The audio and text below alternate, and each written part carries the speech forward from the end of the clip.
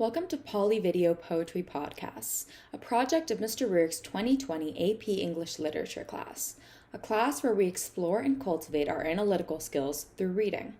Hello everyone, this is Nina Ryan, a senior at Poly Prep, and I'll be your host today. We're going to be discussing Mirror by Sylvia Plath, a favorite of mine. Mirror is a two-stanza poem in which Plath assumes the perspective of a mirror, to depict a woman slowly growing older and losing grasp of her youth.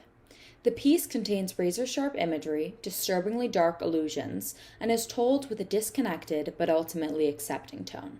Let's take a look. I am silver and exact. I have no preconceptions. Whatever I see, I swallow immediately.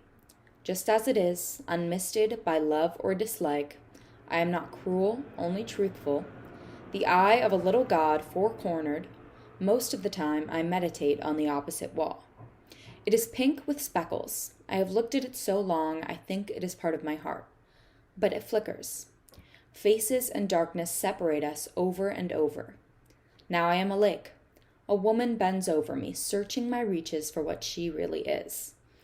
Then she turns to those liars, the candles or the moon. I see her back and reflect it faithfully. She rewards me with tears and an agitation of hands. I'm important to her.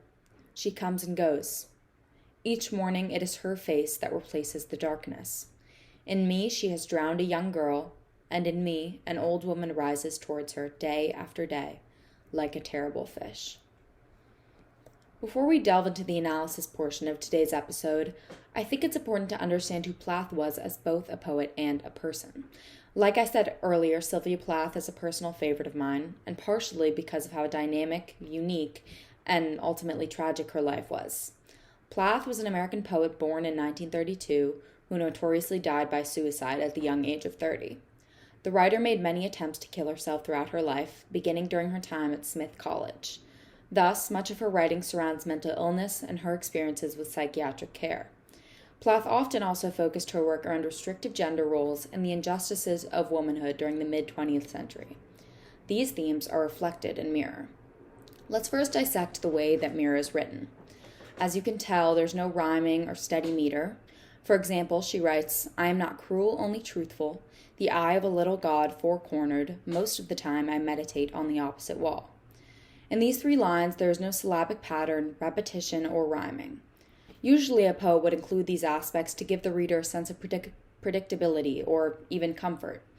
I think Plath's choice to exclude these tools is purposeful and meant to illuminate her unsteady mental state at the time. Because of this choice, Mirror reads as an exploration of the complex and even sometimes contradictory female experience, rather than as a more linear explanation of a series of emotions.